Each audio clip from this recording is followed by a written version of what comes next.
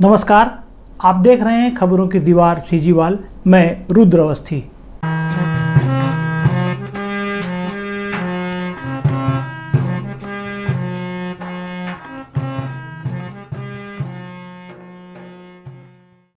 इन दिनों स्मार्ट शब्द बहुत अधिक प्रचलित है। फोन भी स्मार्ट है, सिटी भी स्मार्ट है और न जाने क्या क्या स्मार्ट है।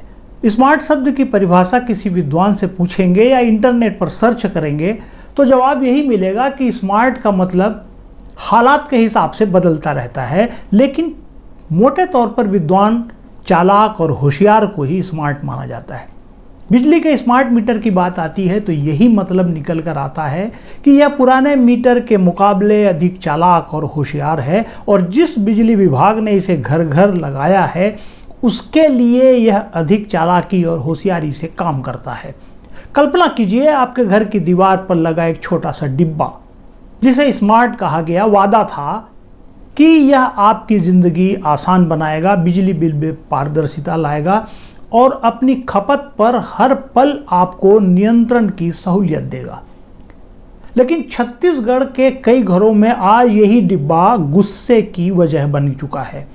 कहीं लोग इसे दीवार से नोच कर उखाड़ रहे हैं तो कहीं इसे उठाकर सीधे बिजली विभाग के दफ्तर के दरवाजे पर पटक रहे हैं। सवाल यह है, आखिर वह स्मार्ट तकनीक जिसे सहूलियत के लिए लाया गया था, जनता के लिए सिर दर्द कैसे बन गई? प्रमुख विपक्षी दल कांग्रेस ने इसे जिस तरह से लपक लिया है उससे सियासत का मीटर भी घूमने लगा है, जो आने वाले वक्त में अलग तरह की रीडिंग दिखाने लगे तो हैरत की बात नहीं होगी।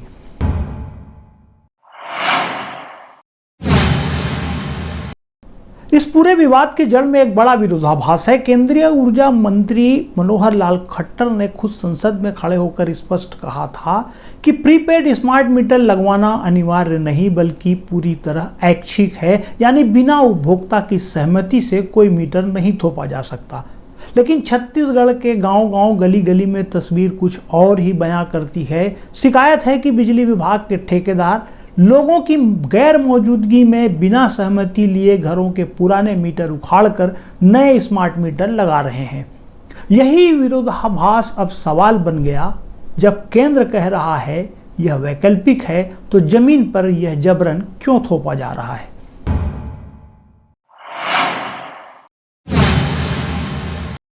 इस मुद्दे पर छत्तीसगढ़ की कांग्रेस पार्टी सीधे सड़क पर उतर आई है। पार्टी ने इसे नाम दिया है महतारी वंदन वसूली मीटर।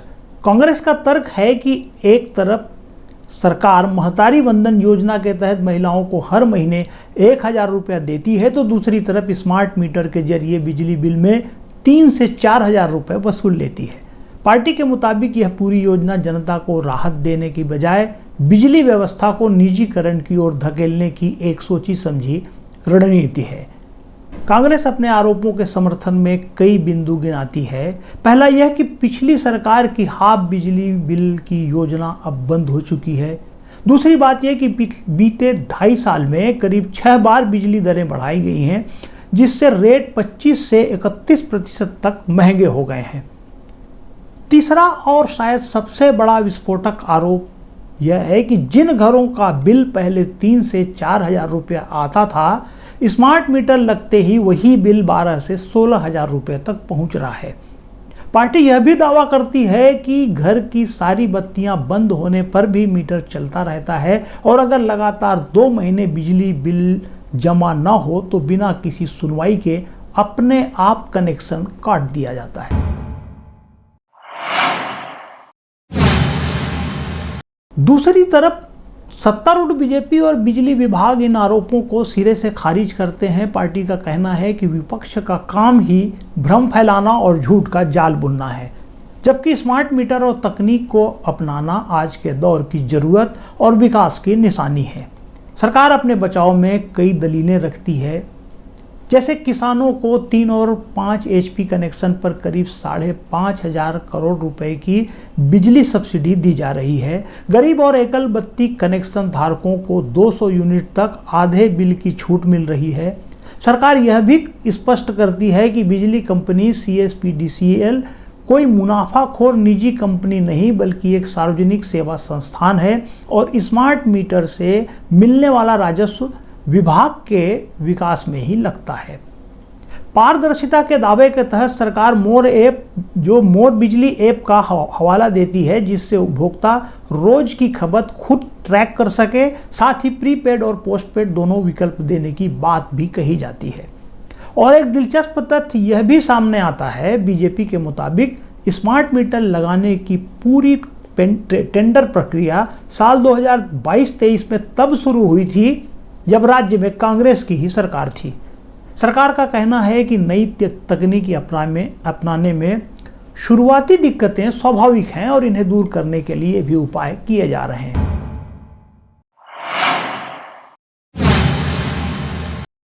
लेकिन असली सवाल यही है, मीटर बदलते ही बिल इतना क्यों उछल जाता है? क्या यह सिर्फ उपभोक्ताओं का वहम है या इसके पीछे कोई तकनीकी वजह है? कुछ तकनीकी विशेषज्ञों और इलेक्ट्रिकल इंजीनियरों का दावा है कि इस मामले में कई पेचीदा तकनीकी पहलू छिपे हैं जिन पर आम उपभोक्ता की नज़र नहीं जाती। पहला यह कि सर्वर और सिग्नल की गड़बड़ी। स्मार्ट मीटर रेडियो फ्रीक्वेंसी या सिम आधारित सिस्टम पर काम करता है और हर 15 मिनट में सर्वर को रीडिंग भेजता है। कुछ विशेषज्ञों का कहना है कि अगर सर्वर बीच में डाउन हो जाए तो दोबारा कनेक्ट होने पर रीडिंग एक साथ 4 से 5 गुना तक जंप कर सकती है। दूसरी बात है फैंटम या स्टैंड बाय लोड। पुराने मीटर बहुत हल्की खपत रिकॉर्ड नहीं करते थे, लेकिन स्मार्ट मीटर के बारे में कहा जाता है कि यह घर की हर छोटी गतिविधि भी पढ़ लेता है। भले ही मोबाइल चार्जर सिर्फ बोर्ड में लगा हो, फोन जुड़ा ना हो या टीवी रिमोट से बंद हो लेकिन प्लग ऑन हो। तीसरी बात है पीक लोड पेनल्टी। अगर किसी घर का कनेक्शन 1 किलोवाट का है लेकिन गर्मियों में एसी, कूलर और प्रेस एक साथ चलाने से लोड उससे ऊपर चला जाए तो कुछ विशेषज्ञों के मुताबिक मीटर तुरंत ओवरलोड पेनल्टी जोड़ देता है। चौथी बात है कैचअप बिलिंग। यह दावा किया जाता है कि अगर पिछले महीनों में खपत कम रही हो और अचानक बढ़ जाए तो मीटर पुराने अंतर को नए बिल में पेनल्टी सहित जोड़ देता है। पांचवा और सबसे विवादित दावा यह है कि लाइन लॉस की भरपाई इसके जरिए हो रही है। कुछ इलेक्ट्रिकल इंजीनियरों की टिप्पणी के हवाले से कहा जा रहा है कि बिजली कंपनियों के ट्रांसमिशन नेटवर्क में जो नुकसान यानी लाइन लॉस होता है उसकी भरपाई के लिए स्मार्ट मीटर करीब 16% ज़्यादा रीडिंग दर्ज करने के लिए डिज़ाइन किए गए हैं। यानी 100 यूनिट खपत होने पर मीटर पर 175 से 180 यूनिट तक दर्ज हो सकती है। यह एक गंभीर आरोप है जिसकी अभी तक कोई आधिकारिक पुष्टि सामने नहीं आई है, लेकिन उपभोक्ताओं के बीच यह चर्चा जोर पकड़ रही है। छठवीं बात है स्लैब बदलने की। जैसे ही रीडिंग बढ़ती है उपभोक्ता महंगे टैरिफ स्लैब में चला जाता है, जिससे 1000 रुपये का वाजिब बिल कई पेनाल्टी जुड़कर 2500 से 3000 तक पहुंच सकता है। और सातवीं बात है बिल में जुड़ने वाला ईंधन प्रभार यानी फ्यूल सरचार्ज, जो 12 से 37% तक मनमाने ढंग से बदलता रहता है। साथ ही मीटर किराया और सिक्योरिटी डिपॉजिट के नाम पर अतिरिक्त वसूली होती है।